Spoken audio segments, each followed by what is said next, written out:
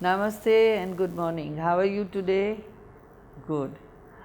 Today we will handle one of the very important aspects of Indian classical dance styles and one of the treatises which has nourished and nurtured almost all dance styles of India. Can you guess what I am talking about? Yes, we shall go into some details of Geeta Govindam, because you all have some point of time in your previous studies have learnt and understood a bit about Geeta Govindam. But at this juncture in master's level, you must know in detail what Geeta Govindam stands for, not just its ashtapadis and songs, but the symbolism in Geeta Govindam and how Jayadeva created the Geeta Govindam and the issues concerned there. Sri Jayadev was known as Sri Jayadev Goswami. Kodaganga Dev, the founder of Ganga dynasty, essentially followed Vaishnavism. He and his son were deeply influenced by the Vaishnavite saint philosopher Ramanuja. But before Ganga ruled, the place was influenced by Shaiva and Shakta worshippers. The Ganga dynasty's policy of religious tolerance towards the southern kingdoms aided both Shaiva and Vaishnava faiths, with many scholars thronging to Orissa. Since the Gangas were great patrons of art and music, it was but natural that Jayadeva, who lived in their age, blossomed into an inspirational composer. His high point, though, is that in Geeta Govinda, he has merged many of the sects by portraying an amalgam of different Vaishnava cults, such as the Vishnu cult, the Krishna cult, the Govinda cult. He was also daring enough to show a confluence or coming together of the Radha and Krishna cult, something not accepted at that time. Who was Jayadeva and what was his times? You would wonder, right? Yes. Jayadev Goswami made his appearance as Kendubilva Gram within the district of Birbhum in today's Bengal during the 12th and 13th century. Some scholars believe that Jayadev was a court pandit during the reign of Raja Lakshman Sen of Gauda. His father's name was Bhojdev and his mother's name was Radha Devi. At an early age, Jayadev embraced Vairagya and migrated to Purushottam Kshetra, that is Jagannath Puri, after visiting many holy places. He lived there by offering seva to Purushottama. A certain childless Brahman worshipped Lord Jagannath and was blessed with a daughter who was named Padmavati. When she grew up, the Brahman received a command from the Lord asking him to give Padmavati in marriage to Jayadev. Despite Jayadev's reluctance, he had no other alternative but to marry Padmavati and become a householder again. He then installed a deity of Narayana in the house, to which both Padmavati and Jayadeva were completely devoted. While floating on the waves of Krishna Prema, he composed the book of verses entitled Geeta Govinda. While Jayadev was writing this book, he had described various rasas and bhava within his writings. While writing about the pastime of Radharani as she represented after Krishna had gone away, Jayadev became lost in thought. He did not have the courage to depict Lord Krishna, the Jagatpati, Param Purusha, touching the feet of Radha, the Prakriti. Not being able to decide whether or not he should write that particular verse regarding Krishna, Becoming the servant of his devotee, he decided to first take his bath and then return to writing. While Jayadev was taking his bath, Jagannath himself personally appeared in the form of Jayadeva. His very own hand he wrote down the verse Dahipada Pala Vamana Mudaram in Jayadeva's manuscript book, the same verse which Jayadev had been considering whether to write or not. And now let us look at the popularity and spread of the Gita Govinda. After knowing how it got written with the God's hands, we should go and study this. Gita Govinda quickly became the joy of Vaishnava community. Sri Gita Govinda is full of intimate pastimes of Sri Radha Govinda and is therefore meant for those who have acquired sufficient spiritual piety, and the Gita Govinda itself states. For those who relish the remembrance of pastime of Sri Hari and are always anxious to hear those transcendental divine narrations, these verses, sweet as honey, have been composed by Jayadeva with the blessings of Mother Saraswati. At the time, Gajapati Purushottam Deva was the provincial king. He was openly envious of Jayadev and soon posed an ill-fated challenge. The king considered himself a master poet on par with Jayadev and composed a work called Abhinav Gita Govinda. One day he summoned his advisers and asked him to widely circulate his work in an attempt to make it more popular than Jayadev's. A controversy soon arose, and the Brahmanas decided that the matter would be settled by placing both manuscripts before the deity of Lord Jagannath for the night. When the devotees went to greet the deity next day, they found Jayadev's Gita Govind clasped against the deity's chest and the king's manuscript scattered about the floor. The decision was very clear. It is recorded in Bhaktamala that Krishna took pity on Jayadev, who was trying to build his cottage under the searing sun. He began to drill holes in covering the sheets, with the work getting done in no time.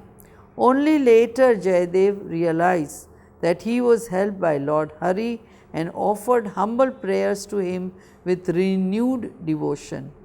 It is believed that when Padmavati died on hearing a rumor that Jayadev was no more, Jayadev himself received her by chanting the holy name in her ear. Soon after, Jayadev went to Vrindavan with his deity Radha Madhav and stayed at the Kashi Ghat, where a devotee constructed a temple for the Lord. During the last stage of his life, Jayadev returned to his home at Kenduli and lived there till the end. It is said that Jayadev used to go for bath in Ganges daily about 36 miles away from Kenduli.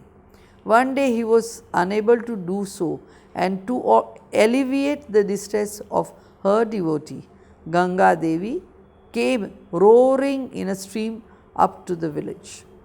Jayadev breathed his last at Kenduli village on Paush Sankranti. In his memory, a mela is held every year, which more than 50,000 devotees attend.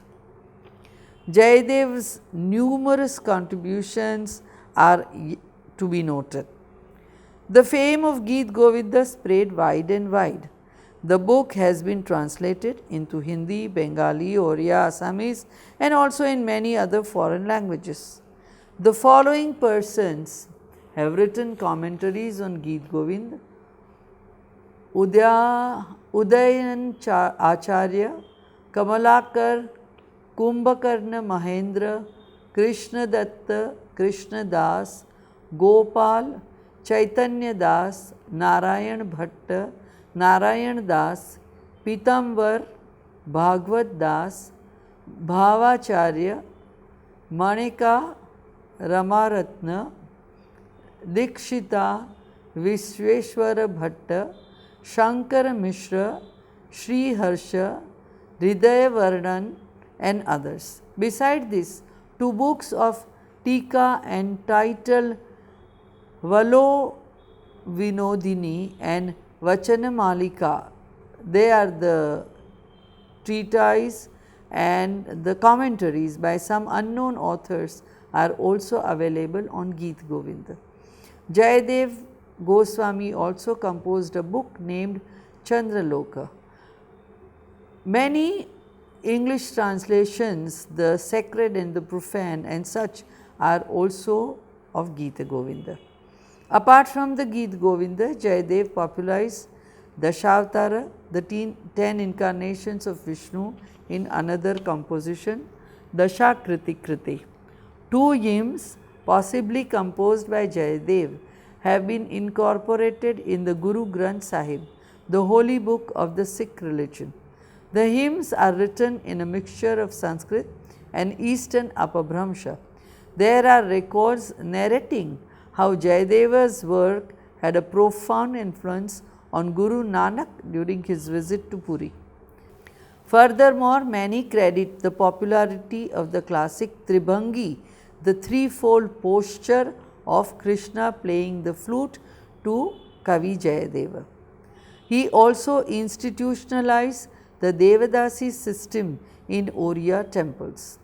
Devadasis were women dancers specially dedicated to the temple deity, and as a result of the great poet's work, Oriya temples began to incorporate a separate Natamandira or dance hall within their precincts for Odissi performances. So, the symbolism of Gita Govinda, first is the union of the individual self with the universal self.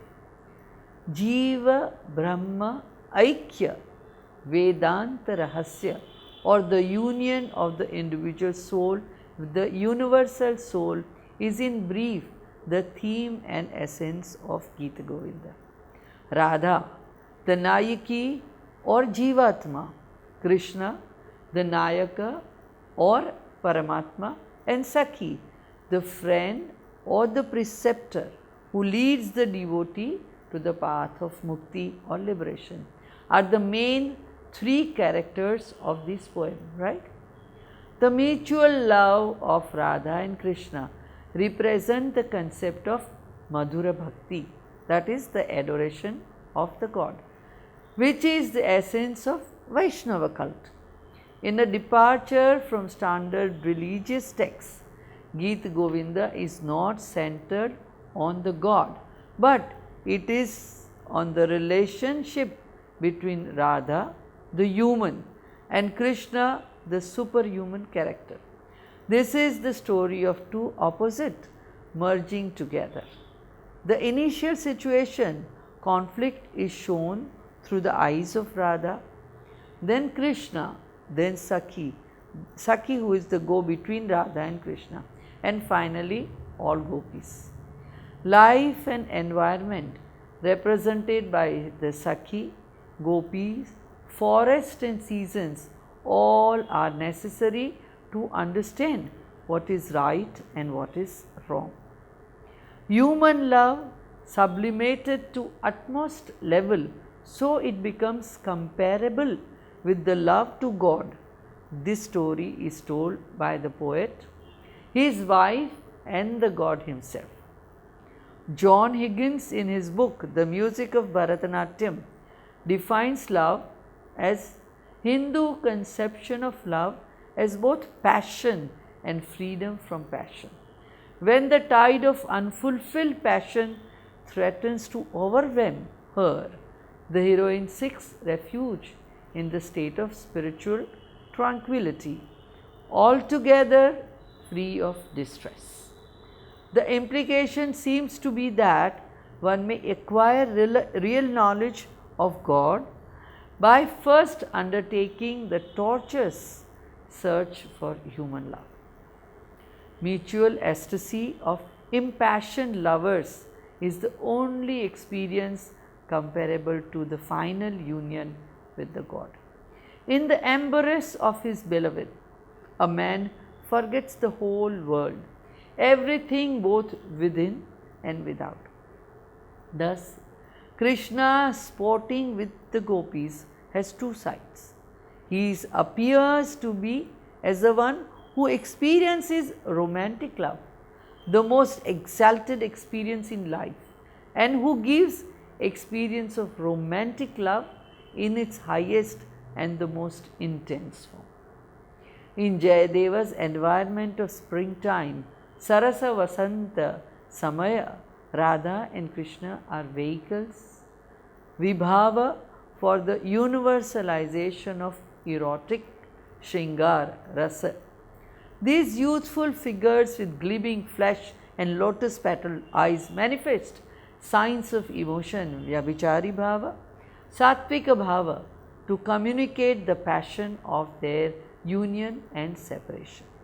For Jayadeva, their longing and union is the concrete example of religious experience in which disquieting distinction between I, mine versus you and yours is calmed. It's calmed. The aesthetic experience of their love is the means for breaking the imaginary barrier dividing humans from divine. Dr. Pappu Venugopal explains the meaning of bhakti in the context of Gita Govinda as such. He says, Narad in his Bhakti Sutra defines bhakti as the fear of being separated again. Punarvisheshla Bhirutvam Param Bhakti Ruchyate. This means that once you feel closer to the God, you don't want any distinction from Him. That is bhakti. Jayadeva's ashtapadi express the intimate power of the divine love in contrast to the Ras Leela, where devotion to the God is part of social intercourse and God showers benevolence on all devotees without any distinctions. It's very important for you all to understand this sukshma, minute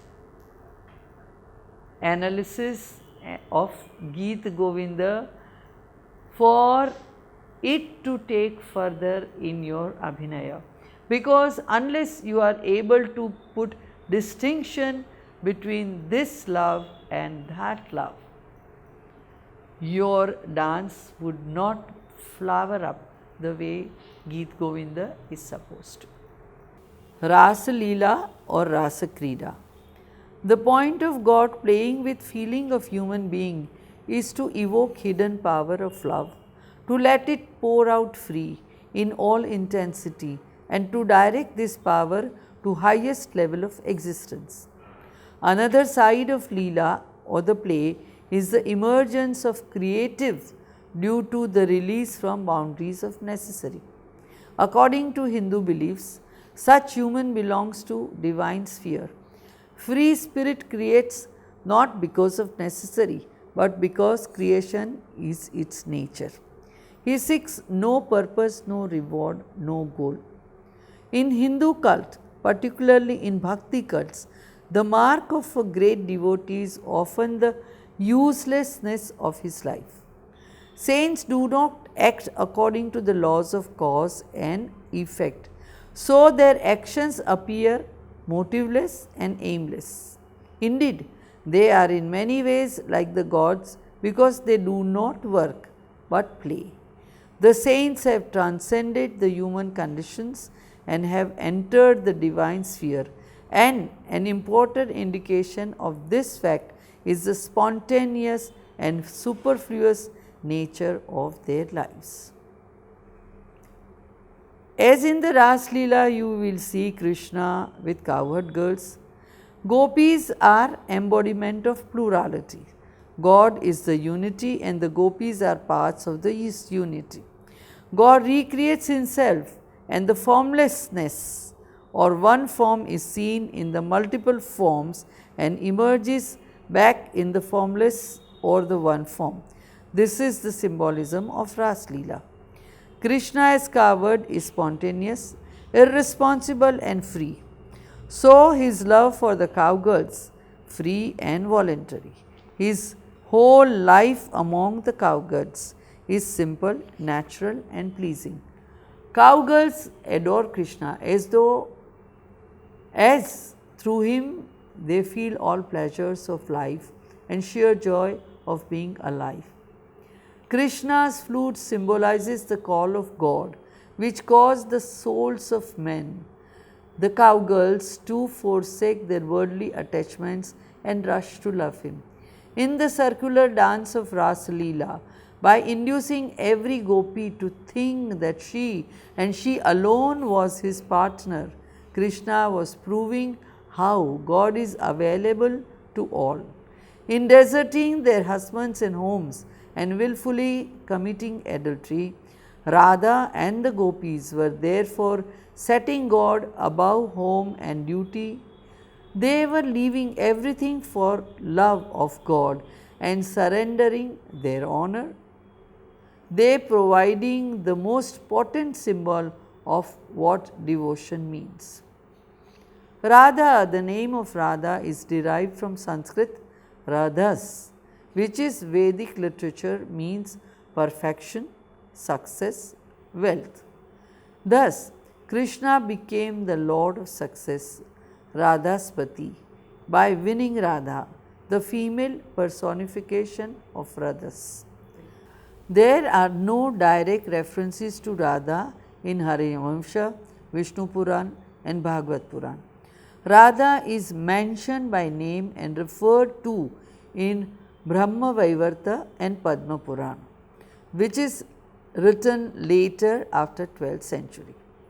In Geet Govindam, Radha is neither as wife nor as a worshipping rustic playmate. She is an intense, solitary, proud female who complements and reflects the mood of Krishna's passion. She is Krishna's partner in a secret and exclusive love. Contrasted in the poem with the circular Ras dance, Krishna performs with the entire group of gopis. Krishna disappears after this dance, deserting the cowherdnesses, but he stays with Radha to admire and ornament her. Her relationship with Krishna culminates in their union and mutual victory, Jaya, over each other. In Jayadev's view, the profound intimacy of Krishna's concentration on Radha, in contrast with the diffusion of erotic energy in his play with the gopis or the cowherdesses, is the perfection of Krishna's nature.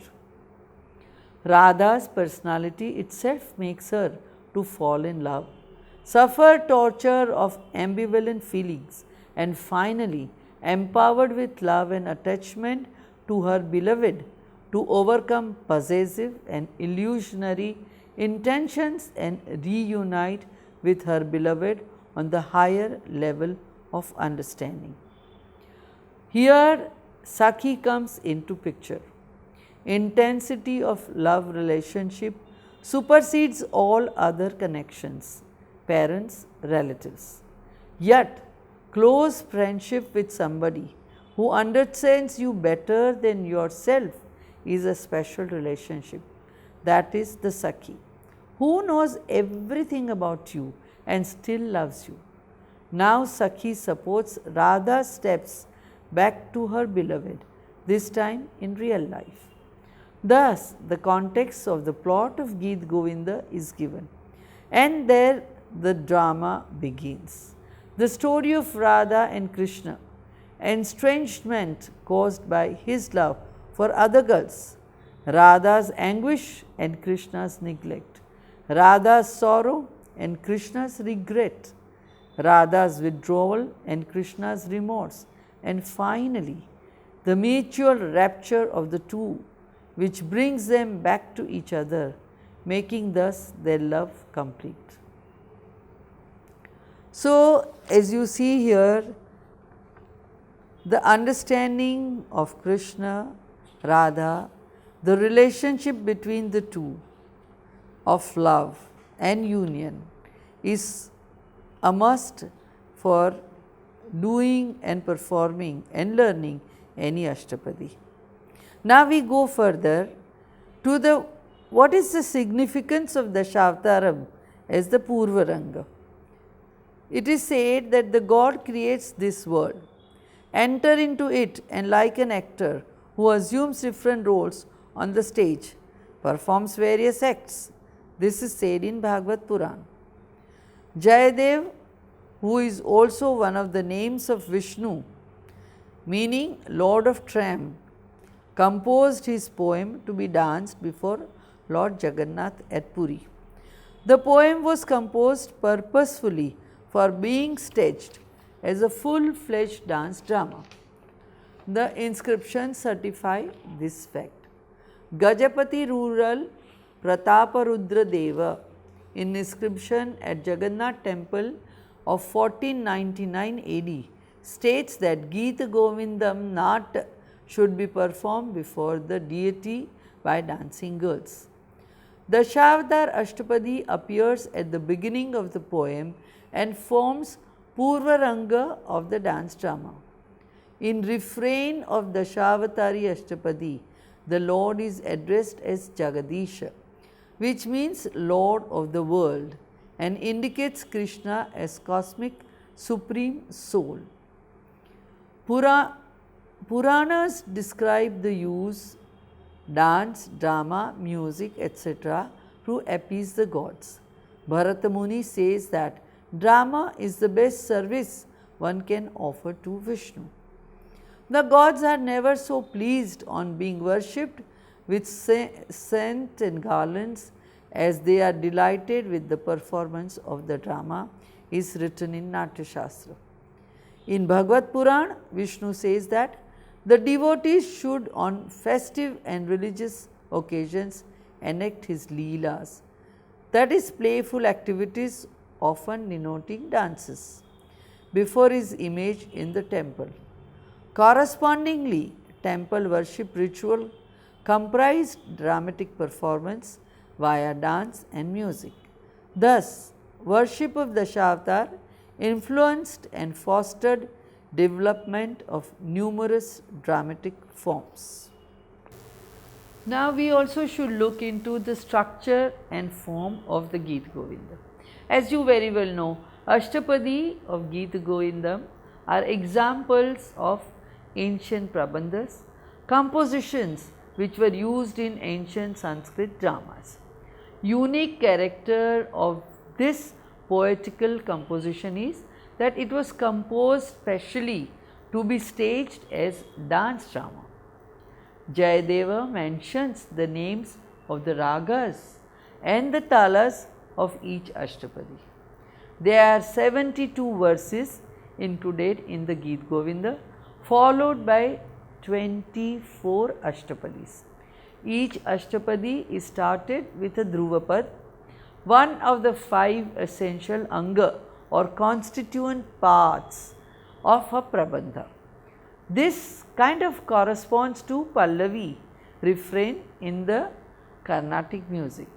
This is followed by 8 pada stanzas, which corresponds to maybe the charana or the couplets of the song. In the last stanza, the name of author Jayadeva is always given. This is also very old tradition prescribed by the rules of Prabandha and adhered up to our time, as mudra of the composer is usually mentioned in the last line of Anupallavi, which serves as a connecting couplet in Carnatic compositions. 19 of 20 Ashtapadis are set to 4-beat meters, lines of 7/4 measures, that is 7/4. 5 Ashtapadis are set to 3 5-beat measures, but the first line of each couplet is lengthened by the addition of a final heavy syllable. Synopsis of Geet Govinda is very brief and simple. Radha sees Krishna singing and dancing in the company of other gopis. Heartbroken at that his neglect, she sends her Sakhi, companion, to ask him to come to her. Meanwhile, Krishna also realizes his mistakes and longs for to be reunited with Radha. But in her loneliness, Radha is forgetting. She is happy in the company of another gopi. Angered by this tough, she rejects her beloved Krishna when he comes to her. Radha Sakhi is shocked by this childish behavior and upbraids her. Radha then realizes her mistake and is reunited with Krishna. This is a very short, brief story that is creating this beautiful poetry of Geet Govinda, and which is performed by almost all classical dancers across all dance styles, be it Manipuri, be it Odissi, Bharatanatyam, Mohiniyattam. Ashtapadis are one of the most favorite items of any dance repertoire. I wish you will go and study now the Geet Govinda in detail and read the background of its philosophy. Thank you. Bye-bye.